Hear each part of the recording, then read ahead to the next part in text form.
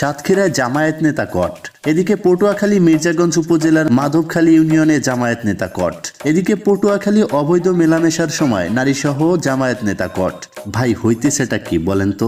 Hello guys, কেমন আছেন সবাই? আশা করি প্রত্যেকেই ভালো আছেন। সো গাইজ, আজকের এই ভিডিওতে আপনাদের দেখাতে চলেছি রাতারাতি ভাইরাল হওয়া জামায়াত নেতাদের কট হওয়ার ভিডিওগুলি, কে কে কোন জায়গায় কট হয়েছে, এই বিস্তারিত বিষয় নিয়ে আলোচনা করবে এবং যেই সাতক্ষীরার নেতা কট খেয়েছে তাকে নিয়ে আমির হামজা কি বলছে এই বিষয়ে গুরুত্বপূর্ণ আপডেট থাকবে। এটা নিয়ে কথা বলেছে জামায়াতে আমির, সেটাও জানাবো আজকের এই ভিডিওতে। ভিডিওর শেষে সর্বশেষ জানাবো প্রিন্স মামুনের নাটকের মূল কাহিনীটা। তো বন্ধুরা, চলুন একে একে আমরা দেখে নেই পটুয়াখালী সাতক্ষীরার যে ঘটনাগুলি, তার বিস্তারিত বিষয়। গাইস, সাতক্ষীরায় জামায়াত নেতা যে কট খেয়েছে জামায়াতের একজন এমপি, তাকে নিয়ে তাহেরি হুজুর কিছু কথা বলেছেন। চলুন সেই ভিডিওটি দেখি।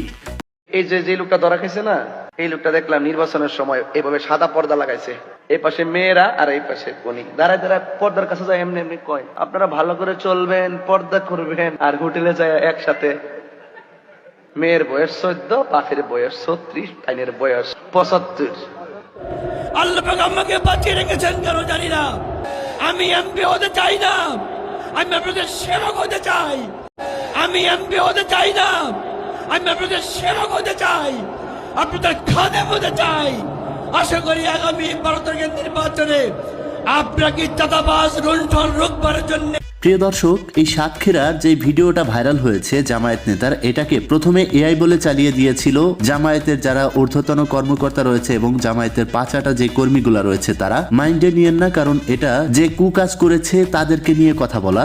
জামায়াত নিয়ে আমার কোনো অভিযোগ নাই, সবাই বলে জামায়াত ইসলামী দল, তাই আর কি বলা। তো যাই হোক প্রিয় দর্শক, এই সাতক্ষীরার নেতা পুরা সাতক্ষীরার হেফাজতের দায়িত্ব নিতে চেয়েছিল, কিন্তু সর্বশেষ দেখুন তার চাহিদাটা আসলে কত নিকৃষ্ট। তো যাই হোক প্রিয় দর্শক, পরবর্তীতে এই মেয়েকে বলা হয়েছে যে এই মেয়ে নাকি তার স্ত্রী। আসলে এমন কিছুই না, এটা একটা সাজানো নাটক, এটা ধামাচাপা দেওয়ার একটা বিষয়। তো যাই হোক প্রিয় দর্শক, এদিকে পটুয়াখালীতে আরেক ভদ্রলোক ধরা খেয়েছে, সেও একজন জামায়াত নেতা। এদিকে আরেক ব্যক্তিকেও পটুয়াখালীতে ধরেছে জনগণ।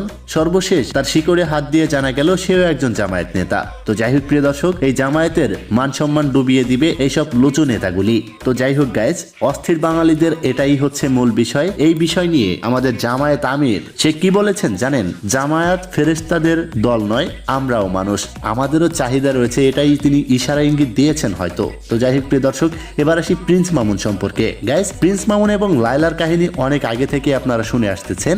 সর্বশেষ তার নতুন ওয়াইফ নিয়ে আবার একটি নতুন ঘটনা ঘটিয়েছে। তাকে নিয়ে এখন সোশ্যাল মিডিয়ায় ঢুকলেই বিভিন্ন প্রকারের ভিডিও আমাদের সামনে আসতেছে। লিখন এবং এই প্রিন্স মামুনের ওয়াইফ নাকি প্রিন্স মামুনের টুনটুনি কেটে দেওয়ার একটা সিদ্ধান্ত নিয়েছে। এই বিষয়ে আপনাদের কি মতামত কমেন্ট বক্সে লিখে জানাবেন। এই প্রিন্স মামুন সম্পর্কে আর কি বলবো ভাই, এই ছেলেটা আসলে শেষ। এই ছেলেটা আসলেই খারাপ। এটা তার ব্যবহার, তার ভিডিও, তার যেই কনসেপ্ট, সবগুলা দেখলেই বোঝা যায়। তো প্রিন্স মামুনের মা কি বলে চলুন দেখে নেওয়া যাক।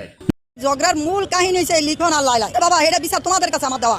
লিখন রাইতের 3টা বাজে, কেন লিখনের কাজটা কি? রাইতের 3টা বাজে মহানার মারে নিয়ে আমার বাসায় আসার উদ্দেশ্য কি ভাই?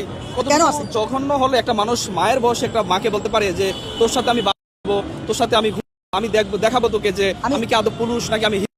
কতটুকু জঘন্য! আমি দেশবাসীর কাছে একটা কথাই বলবো, উনি আমার মায়ের মতো, প্রিন্স মামুন আমার ভাইয়ের মতো। আমি শুধু এতটুকুই বলবো যে এই যে লিখন নামে যে ছেলেটা, স্বামী স্ত্রী ঝগড়া হবে, শত হতে পারে, আবার ভালো হবে, তাই না?